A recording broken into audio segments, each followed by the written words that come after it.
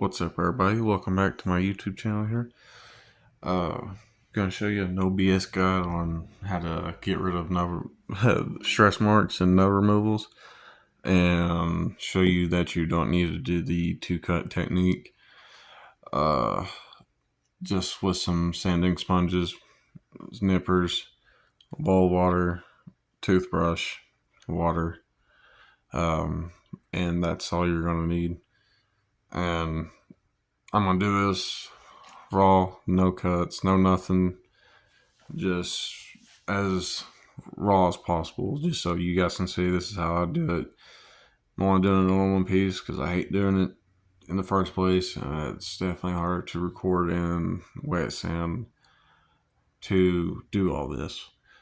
Also doing a giveaway at 1,000 subscribers. All you gotta do is just be subscribed and you'll be entered into the giveaway. That's all you gotta do. So with that being said, let's get into this video.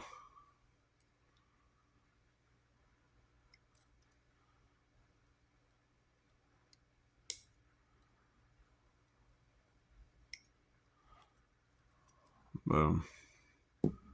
No cut, no two-cut method. Now, I had already identified this piece was going to be an issue.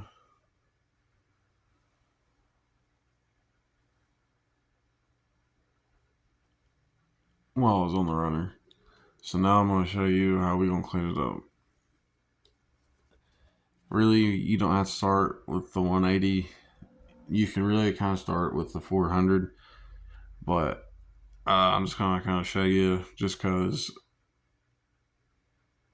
No, that's not. No, that's not a model line. Sorry. Let's bring this table in. So here we go. Only thing you gotta do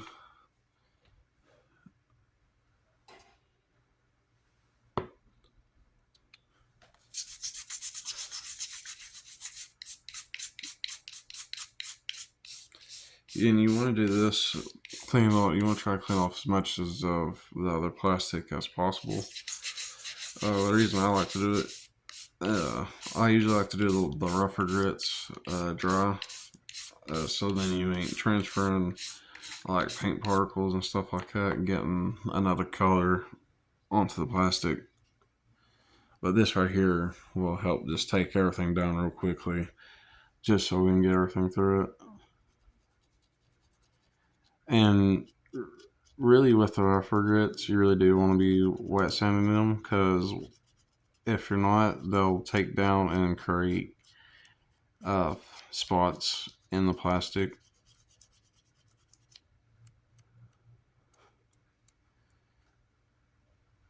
And your best friend is your fingernail, surprisingly enough.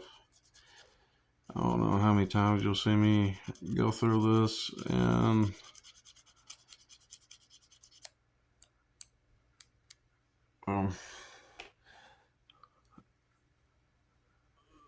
that's with the 180. You can see it's still wet. And there we go. Just same step. Anytime you see my hands going off camera, I'm just going into the bowl just to get the sandpaper wet.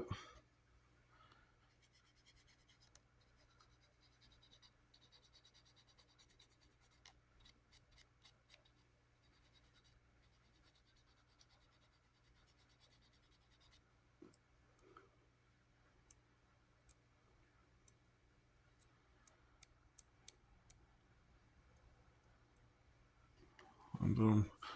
And you can see already 2 grits.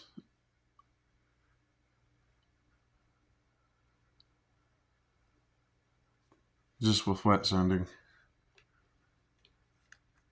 And we're going to continue on. 400.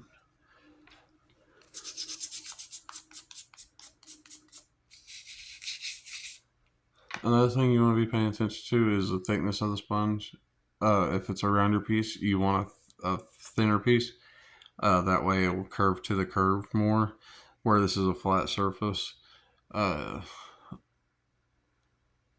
that's why I'm sticking with mostly stiffer sponges.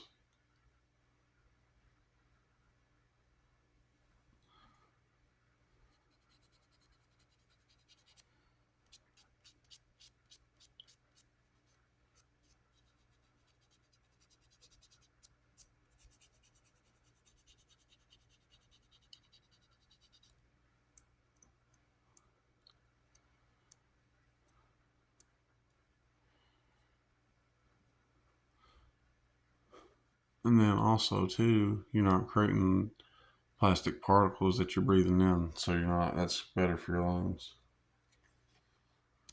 Here we are, 600.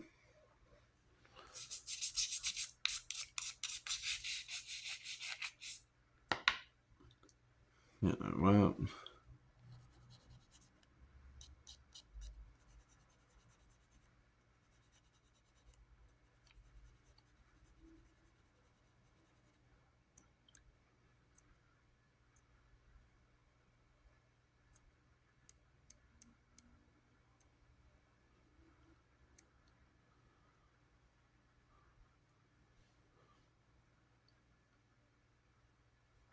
600 done.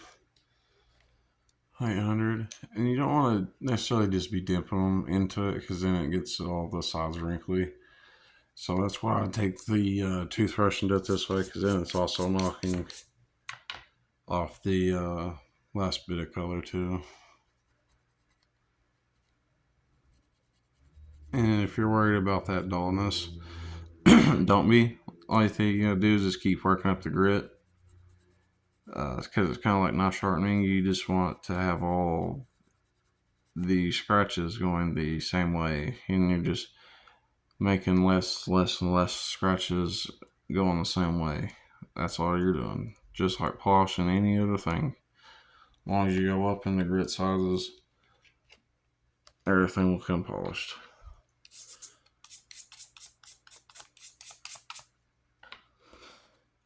I mean, but this is if you're wanting the perfect result for nub removal.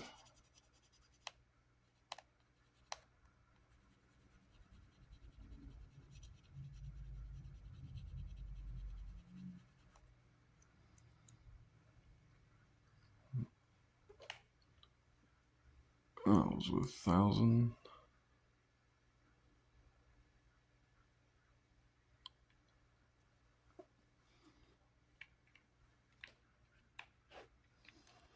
Keep moving up. Let's keep moving on up.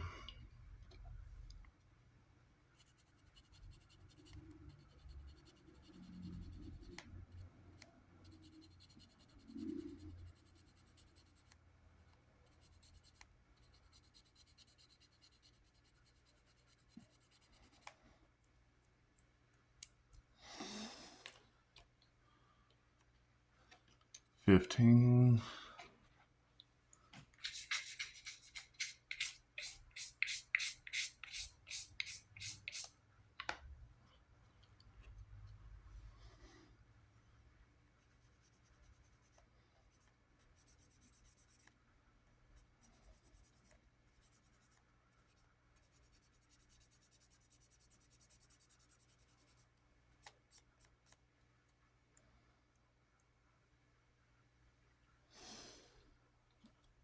And here we go. Now we start really getting into the polishing in the 2000.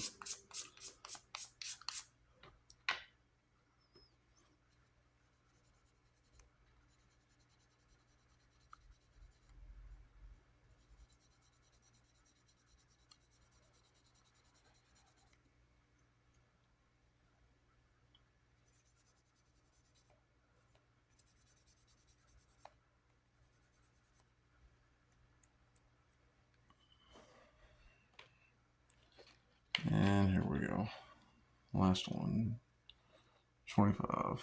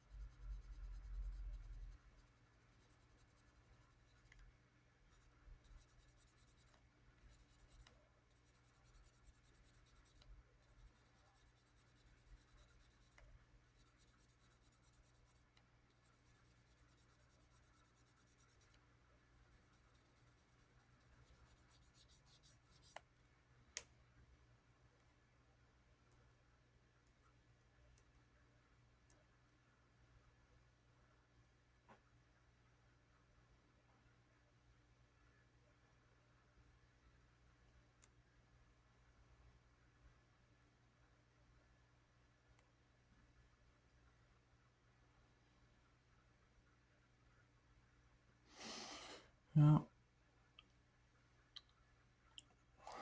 There we go. We'll just have to do a little bit of rescrubbing.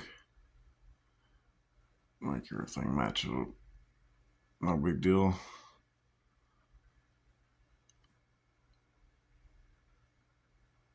But as far as nub removal goes,